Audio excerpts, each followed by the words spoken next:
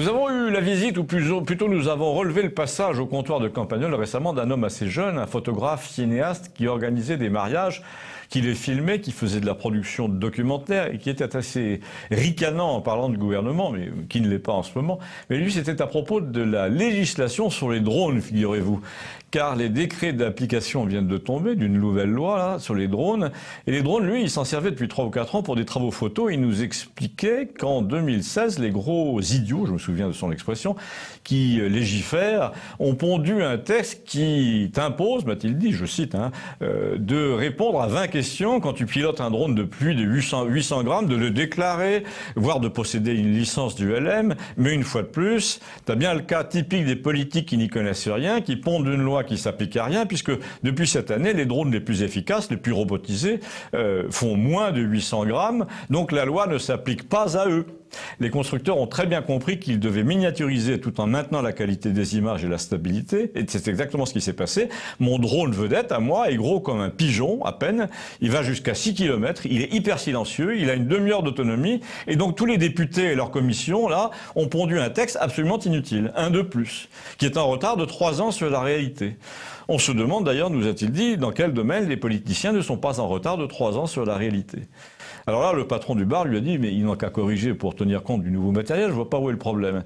Et c'est là que notre jeune homme a dit, je suis bien d'accord qu'il faut pas permettre n'importe quoi en la matière, mais au lieu de codifier le matériel et de courir après les innovations, il devrait sortir des lois qui réglementent la conduite des gens, quel que soit le drone. Comme ça, la loi reste valable pendant 20 ans, tandis que là, on est parti pour une guerre stupide. Les fabricants seront toujours gagnants parce que tu ne peux pas réglementer un domaine où l'innovation, la miniaturisation font des progrès énormes toutes les semaines. Dans 5 ans, les drones les plus efficaces, les plus rapides, les plus stables feront 15 cm d'envergure, ils seront quasi invisibles, ils seront silencieux, ils seront pilotables avec des lunettes. Les flics vont en mettre à tous les carrefours d'ailleurs pour flasher les plaques. Et en commission au Parlement, tu auras toujours les mêmes politiciens idiots pour voter des sornettes. Et là, il a ajouté un truc intéressant. Il a dit, à un moment, j'ai été pressenti pour faire partie d'une commission d'études, moi-même, en tant que professionnel au niveau de la région, là, parce qu'il y avait eu un reportage sur FR3 où on montrait que j'étais un pratiquant depuis longtemps.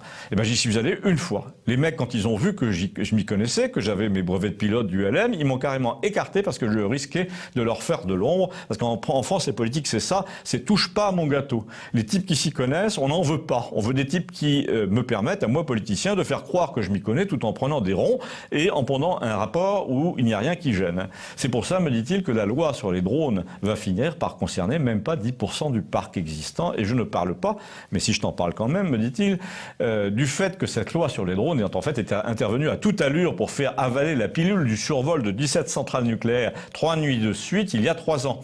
Et tous les vrais pilotes de drones qui connaissent le dossier te diront que c'est un mensonge d'État. Il n'y a jamais eu de drone sur les centrales. Il n'y a pas eu de photos. On n'a pas remonté le signal de la télécommande alors que ça aurait été très facile. Et pour cause, il n'y avait pas de télécommande. Il n'y avait pas de drone non plus, je te dis. Et l'un des rares qui est parlé, c'est un directeur de centrale nucléaire, rien que ça, qui te dit que lui, sur ses installations, il a vu des ovnis de 4 mètres de long, lumineux, silencieux, et pas des drones. Sincèrement, a-t-il conclu, quand les historiens parleront des survols de centrales de 2016, ils trouveront notre pays enfoncé dans le déni jusqu'au cou. Mûr pour le châtiment. Et là, il a payé rapidement en regardant sa montre et il est parti, mais pour une conclusion, on peut dire que c'en était une. Si vous en avez une autre, dites-le moi et faites suivre. Campagnol est seul désormais sur YouTube à arborer le logo de TV Liberté.